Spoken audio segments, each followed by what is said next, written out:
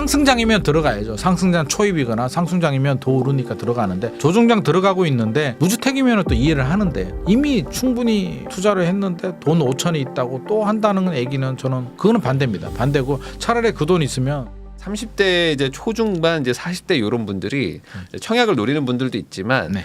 아 그거 쉽지 않으니까 네. 그러면 차라리 그냥 재개발이나 뭐 재건축 같은 거 사가지고 사실상 이제 청약에 당첨된 효과를 노리자 이렇게 하시는 그렇죠. 분들도 있거든요. 좋긴 한데 네. 재건축 재개발이 이제 모든 건 다 그렇잖아요. 장점이 있으면 단점이 있고 네. 긍정이 있으면 부정이 있는 거잖아요. 재건축 재개발 좋긴 하죠. 새 아파트가 되니까. 단점은 시간이 오래 걸린다. 그리고 투자 자금이 전세가 낮잖아요. 우리가 네. 갭 투자라고 하는데 일반적인 아파트는 한 50% 정도 전세가율이 뭘 더 높은 것도 있죠. 근데 재건축 재개발은 전세가율이 30% 이하잖아요. 그러니까 자기 자본이 좀 많이 들어간다는 점. 그리고 대출 부족하면 이제 대출을 좀 받아야 되는데 그게 이제 리스크가 좀 커질 수는 있어요. 그러면 부동산 시장이 상승장이다. 상승장일 때는 올라가니까 뭐 조금 리스크를 가지고 가도 상관이 없는데 지금이 아직 상승장에 들어온 건 아니잖아요. 지금 조정장을 들어가고 있는 상황이기 때문에 리스크 관리 측면에서는 대출을 많이 받는 거는 조금 위험하지 않나. 그럼 투자금이 재건축 재개발 중에서도 이제 자기 능력 따라 다릅니다. 그러면 돈이 적게 들어가는 쪽으로 가야 돼요. 네. 그래서 소액으로 입주권은 나오는데 소액으로 들어갈 수 있는 뭐 장위나 뭐 이런 찾아보면 있잖아요. 그러면 소액으로 들어갈 수 있는 곳들은 저는 좋다. 단 우리가 알아둬야 될 건 시간이 오래 걸린다. 시간 아주 오래 걸린다. 보통 지금 추진하면 뭐 10년, 15년은 그냥 가니까 알고 들어가야 되는데 어떤 분들은 금방 될 것처럼 아 부동산에서 금방 된다 그랬대. 재건축 재개발이 그 금방 되면 다 하죠. 안 할 사람 어디 있습니까? 그러니까 알고 들어가고 대출 너무 많이 받으면 또 위기가 왔을 때 리스크한데 2012년에 얘기 살짝 하면 2012년에 이제 패닉 셀이 오잖아요. 네. 많이 떨어졌는데 어떤 아파트들이 많이 떨어졌냐면 재건축 재개발이 많이 떨어졌어요. 개포가 10억 11억 하다가 2년 만에 5억 7천까지 떨어졌거든요. 그때. 근데 어떤 분들이냐고 보면 대출 많이 받은 분들. 대출 이자 1년 내고 2년 내고 못 버텨가지고 자기 자본이 좀 강한 분들은 버텨요. 이러다가 올라가겠지라고 하는데 대출 이자에 치이시는 분들은 이제 패닉이 온단 말이에요. 그러면 던지거든요. 그래서 그때도 마포 아연에 막 진짜 좋은 것도 막 1억 2억에도 나오고 막 그랬거든요. 그러니까 리스크 관리가 안 된 분들은 나중에 자칫 잘못하면 내가 급매물을 던지는 대상이 될 수도 있기 때문에 충분한 관리를 하고 조정장이 1년이 될지 3년이 될지는 우리가 모르잖아요. 그러니까 그런 점을 충분히 감안을 해서 준비를 하시는 게 좋을 것 같습니다. 그러면은 이런 건 어떻습니까? 또 이제 오피스텔 사가지고 좀 이렇게 있겠다. 왜냐면 어차피 요즘에 1인 가구들도 좀 늘어나고 하니까 투자 목적으로요? 뭐 투자 겸 뭐 실거주 겸 해가지고 사놓으면 나쁘지 않지 않을까? 그러니까 뭐 대출 끼고 이제 실거주성으로 우선 들어가 버리는 거죠. 그럼 대출도 좀 많이 해주니까 네. 어쨌든 역세권에 입지 좋은 데들 있지 않습니까? 그래서 오피스텔 투자하려고 하는 분들도 있는데 지금 상황에서는 어떻게 보세요? 오피스텔이 아파트 대체제 역할을 하는데요. 저는 그런 생각입니다. 뭐 제가 오피스텔은 뭐 좋다 싫다를 제가 판단할 수는 없는 문제고요. 상황에 따라서 대체제라고 했잖아요. 그러면 통상적으로 보니까 아파트보다 가격 탄력성은 조금 낮아요. 우리 아파트 좋잖아요. 아파트 좋은데 어떨 때 오피스텔이 이제 불꽃을 튀기냐면 막 사고 싶어. 부동산 시장 분위기가 좋아요. 2020년, 2021년 사고 싶은데 아파트는 규제가 많아요. 양도세 규제 지역 들어가가지고 대출도 안 나오고 가격도 높아. 근데 오피스텔 보니까 대출도 나오고 규제도 적용되지 않고 가격도 저렴해. 그러면 수요가 오피스텔로 들어오면서 오피스텔 가격이 급등하거든요. 그럴 때 같으면 그러니까 예를 들어서 아파트가 지금 상승기예요. 아파트가 쭉 올라가는데 이제 규제가 막 들어가요. 그러면 아 이런 속도면 오피스텔이 올라갈 수도 있겠다. 우리가 판단할 수 있잖아요. 네. 그러면 그때는 괜찮아요. 그럴 때는 들어가면 오피스텔이 쭉 올라갈 수는 있는데 지금 같은 분위기는 2020년, 19년, 20년, 21년에 오피스텔이 굉장히 분위기 좋았단 말이에요. 금리 올라가면서 꺾였죠. 지금 왜 안 좋으냐면 또 당연해요. 왜 당연하냐면 주축인 아파트가 지금 힘든데 대체제인 오피스텔이 아파트보다 좋다는 게 말이 안 되는 거예요. 네. 거기에 공급 물량은 많았죠. 2020년, 2021년에 많이 밀어냈잖아요. 공급 물량이 많으니까 어떻게 돼요? 지금 입주할 때 됐는데 또 오피스텔 투자하시는 분들 중에 앞서서 실거주 목적으로 들어가신 분들이야 내가 살면서 1년이고 2년이고 5년이고 살면 되는데 또 이게 분양하시는 분들은 분양권을 또 피 붙여서 팔 수 있으니까 해. 네. 그런 분들 되게 많거든요. 뭐 생숙도 그렇고 오피스텔도 그렇고 아 내가 팔아줄게 걱정하지 마. 그렇죠. 그러니까 못 팔아주거든요. 네. 막상 일이 생기면 못 팔아줍니다. 그러면 그렇게 하신 분들이 이제 입주가 다가오게 되면 또 헐값에 팔아야 돼요. 금매물로. 어떻게 해요? 감당이 안 되는데. 이런 분들이 금매물로 팔게 되면 또 내가 가지고 있는 오피스텔 가격이 본의 아니게 또 이런 금매물 때문에 내려올 수도 있으니까 시장 상황을 보면서 저는 좀 타이밍을 잡아라. 오피스텔 자체를 저는 부정하지는 않습니다. 생활형 숙박시설보다는 오히려 저는 오피스텔은 하나의 자리 잡은 주력 상품이기 때문에 타이밍만 잘 잡고 아파트하고 그 차이만 잘 본다면 저는 좋은 상품이라고 생각합니다. 왜냐면은 그 지금 요즘 전세 사기나 이런 것들이 워낙 심하니까 네네. 상대적으로 좀 오피스텔을 좀 싸게 살 수 있지 않을까. 그러니까 필요하신 분들 실거주인데 뭐 전세 들어가느니 나는 나중에 그 올라가면 좋고 뭐 또 이사 다니기도 싫고 올라가면 땡큐 안 올라도 뭐 지금 거주하면 땡큐 이런 분들이라면 괜찮은데 대출을 너무 많이 받는 거 결국엔 또 월세잖아요. 네. 대출 많이 내는 게 대출 이자 내는 게 또 월세하고 또 같은 개념이기 때문에 자기 자본이 있고 대출 이자를 좀 적게 저리 대출 받을 수 있는 혹시라도 금리가 저렴하다면 충분히 괜찮은 전략입니다. 그리고 저희 채널에 또 아무래도 뭐 투자나 재테크에 관심 갖는 분들이 많이 보시니까 네. 요즘에 이제 두 종류인데 같은 질문하시는 게 있어요. 뭐냐면 이제 내가 이제 막 5천 모았습니다. 어디 투자할까요? 이런 분이 있고 여러 개 투자했고 집도 있는데 5천이 이제 남았는데 어디 투자할까요? 이런 분들이 있거든요. 네. 그래가지고 이제 이런 분들이 보통 이제 적은 돈 가지고 쉽게 접근하는 게 이제 뭐 지방 아파트, 소형 아파트 뭐 갭 투자, 네. 뭐 5천만 원 끼고 뭐 1억 5천짜리 뭐 2억짜리 사는 거 이런 것들 많이 하시려고 하는데 네.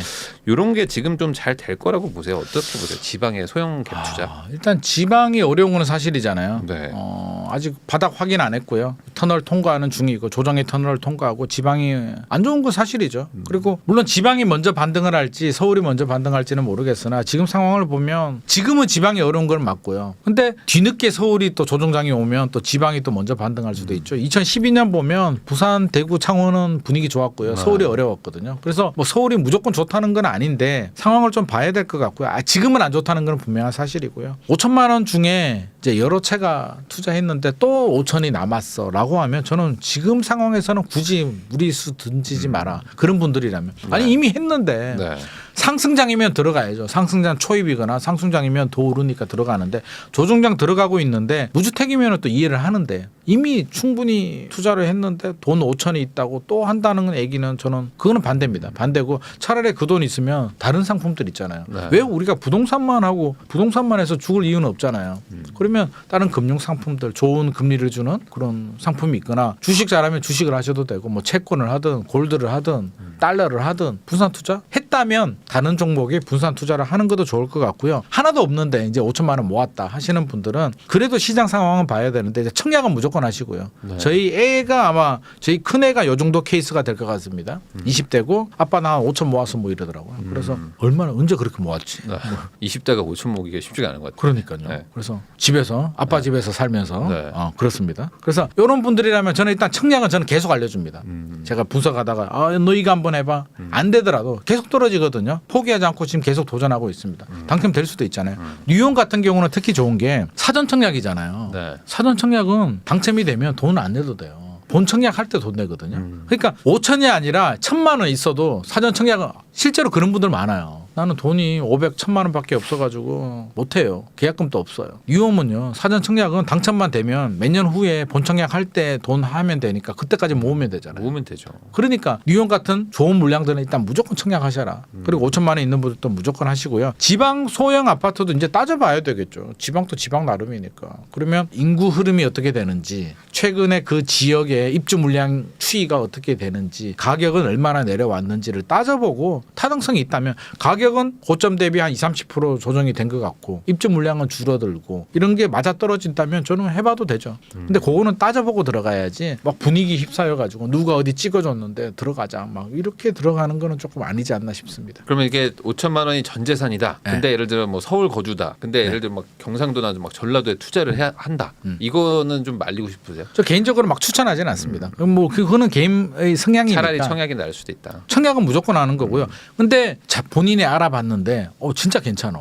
밀집 물량 줄어도 가격 조건도 좋고 오래돼서 용적률도 낮아서 재건축 투자 물론 지방의 재건축 쉽지 않습니다만 않겠지만. 수요도 많고 뭐 이렇다면은 또 할 수는 있겠죠. 할 수는 있는데 또 알아봐야 될 게 이걸 좌표 찍고 또 막 몰려가서 하는 단지들 있잖아요. 맞아요. 뒤늦게 그 정보를 입수해 가지고 네. 남들은 이미 다 사가지고 맞아 나오는 시점에 또 그 아파트 갭 투자로 좋더라. 뒤늦게 들어가면 그거는 좀 곤란하죠. 그러니까 충분히 따져보실 필요는 있다라는 말씀드리고 싶습니다. 공부가 많이 필요한 것 같습니다. 네네 맞습니다. 네. 그러면 또 이런 거 한번 여쭤보겠습니다. 그 1억 정도에서 한 1억 5천 있는 분들이 제일 또 사연도 많이 보내주시거든요. 네네. 둘이서 이제 막 결혼해서 한 1, 2년 되고 이제 돈 좀 모았고 뭐 정리되고 이제 네. 정신 차려보니까 한 1억 5천 있어요. 네. 근데 이제 서울로 막 출퇴근을 해야 되는 약간 네. 경기도 남부에 사는 분들. 네네. 이런 분들 사연 많이 오는데 이런 분들한테 보통 뭐 어떻게 조언을 좀 해주시는 편인가요? 1억 1억 5천이면은요 적은 돈 아니에요. 적은 돈은 아닌데 그렇다고 또 막 쉽게 할 만한 돈은 아니잖아요. 그래서 지금 분위기가 막 올라가는 분위기는 아니니까 분위기 휩쓰여 가지고 뭐 오피스텔 갭 투자하고 뭐 이렇게 할 필요는 없을 것 같고요. 네. 젊은 분들은 저는 항상 말씀드리는 게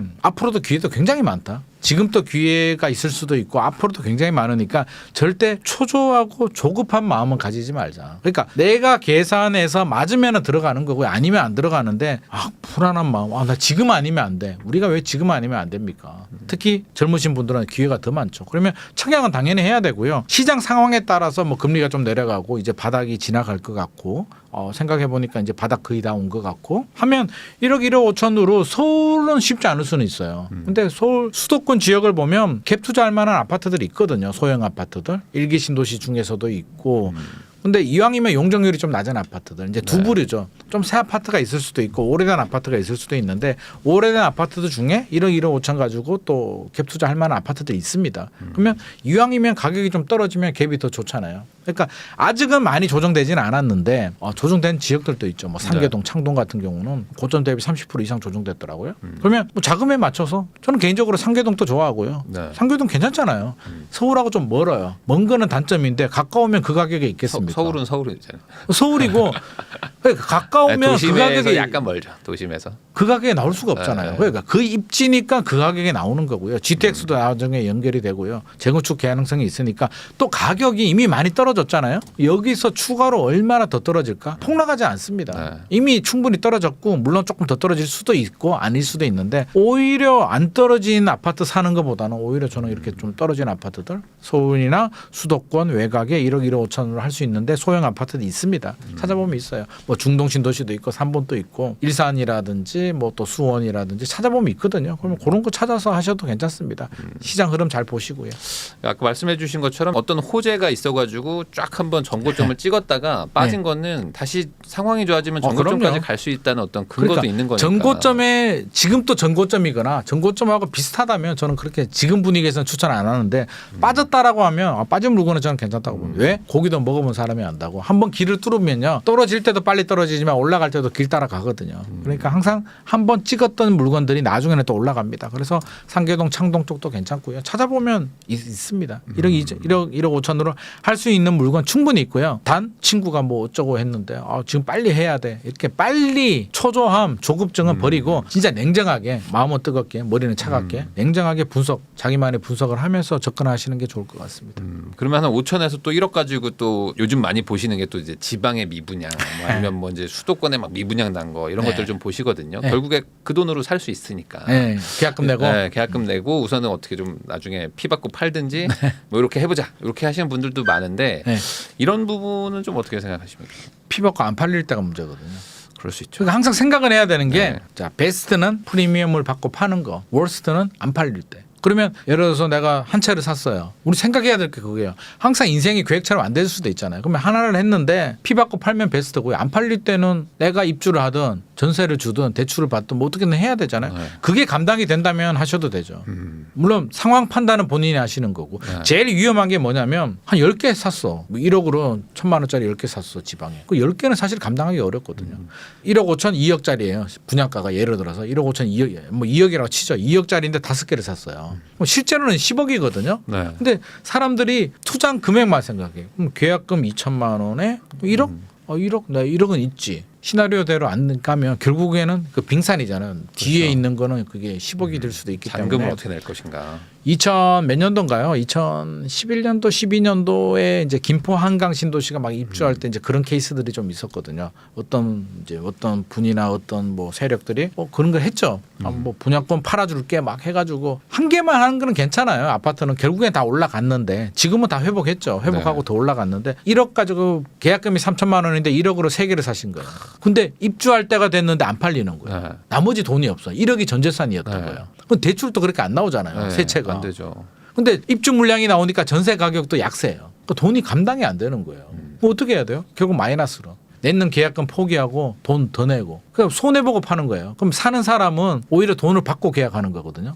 진짜. 그러면 막 울어요. 막 울고 막 그러는데 그게 결국에는 예상치 못하는 상황이 발생했을 때 리스크 관리가 안 된 거기 때문에 본인이 괜찮아 하겠다라고 판단을 하면 한 번은 생각해 보세요. 베스트 케이스는 내가 이렇게 돈 버는 거. 최악의 경우는 내가 나머지 잔금도 치고 시간을 좀 끌어야 될 수도 있겠구나. 내가 끌 수가 있을까? 끌 수 있을 수도 있죠. 뭐 부모님이 좀 도와줄 수도 네. 있고. 최악의 경우에. 그럴 수 있는 분들이라면 본인의 판단에 의해서 해도 좋고요. 절대 나 도저히 안 돼라고 한다면 한 채는 괜찮겠으나 한 채는 우리가 어떻게든 해결하는데 이게 세 채 이상이 되면 사실은 컨트롤하기 좀 어렵습니다. 결국에 이제 집을 지금 가지고 있는 분들도 뭐 걱정은 되시겠지만 결국에 이제 항상 집이 없을 때 내가 네. 집을 살려고 하는 게 사실 제일 걱정이어가지고 걱정이죠. 네네. 이런 영상도 보시고 하시는 분들이 많잖아요. 네네. 결국에 그러면 지금 24년 초에 뭐 내 집 마련을 하겠다라고 마음을 먹은 분들은 뭘 가장 좀 조심해야 된다거나 뭘 가장 중요시 생각을 해야 될까요? 내 집 마련하시는 분들이라면 2024년이라면 일단 기준이요. 내가 자금이 되고 필요하냐. 그러니까 2024년에 사야 되냐. 2024년에 안 사도 되냐가 좀 다를 수도 있잖아요. 그러니까 사야 돼. 자금이 되고. 뭐 예를 들어서 부모님 봉양, 자녀 교육 네. 아니면 신혼부부인데 부모님이 도와주겠대요.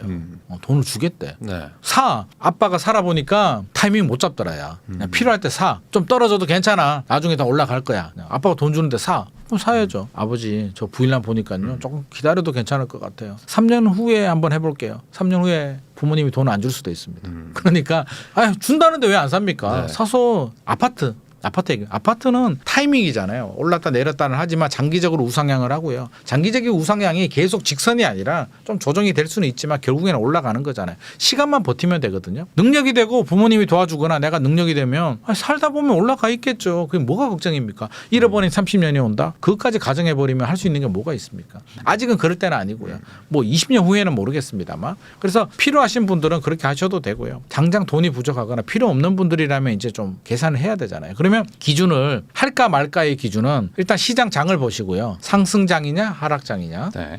상승장이라면 할까 말까 할 때는 하는 겁니다. 공격적으로 하셔야 됩니다. 상승장일 때. 근데 지금처럼 상승장이 아닐 때는 일단 조금 더 고민을 하시고요. 그러면 경쟁력을 찾아야 되잖아요. 그러면 기다리고 싶은 분들은 자금이 부족해서 못 하시는 분들은 기다리면서 종잣돈을 모아야 되고요. 돈은 있는데 할까 말까를 고민하시는 분인데 지금 조정장이라고 한다면 이제 경쟁력을 찾아야죠.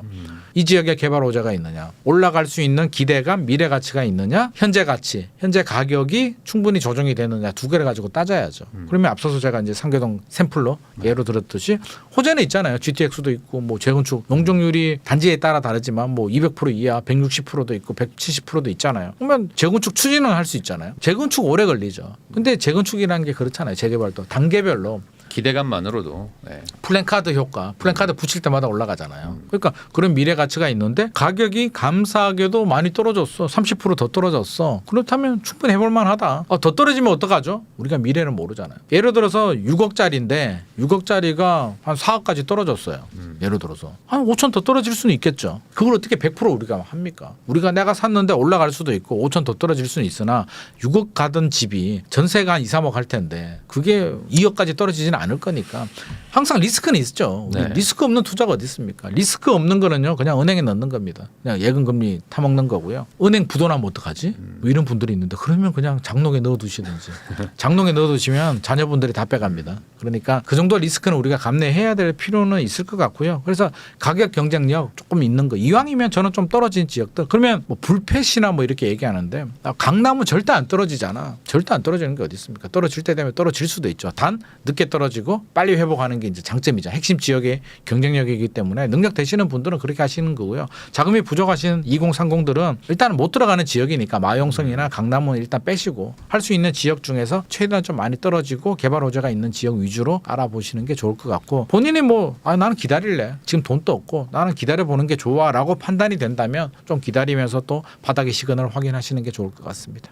결국 오늘 또 얘기를 들어보면은 소장님의 얘기가 그 너무 막 급하게 하지 말고 그렇죠. 결국에 이제 내 상황을 맞춰가지고 그럼요. 적절하게 또 고민도 많이 해보고 해도 되는 분위기고 시기이기도 그럼요. 하다. 지금 막 올라가는 거 아니니까. 네. 2021년 분위기면 고민하는 동안 또 올라가니까. 그렇죠. 그러니까 상승장일 때는 내가 고민하는 동안 올라가거든요. 그러니까 상승장일 때는 고민보다는 액션이 필요한 거고요. 지금은 그렇게 막 올라가는 분위기는 아니니까 충분히 고민할 시간이 있습니다. 네, 그러니까 또 이제 연초기 때문에 너무 막 급하게 생각하지 마시고 그럼요. 그래 네. 좀 차근차근 또 공부도 해보시면서 내년 한 해 좀 잘 운영하셔가지고 좋은 성과 있으시길 바라겠습니다. 지금까지 김인만 부동산 경제연구소의 김인만 소장님과 함께 24년도 부동산 시장에 대해서 또 얘기도 나눠보고 어떤 투자가 좋을지 한번 분석도 해봤습니다. 여러분들도 이 영상이 많이 도움되셨기를 바라면서 저도 소장님과 인사 나누도록 하겠습니다. 소장님 오늘 고생 많으셨습니다. 감사합니다.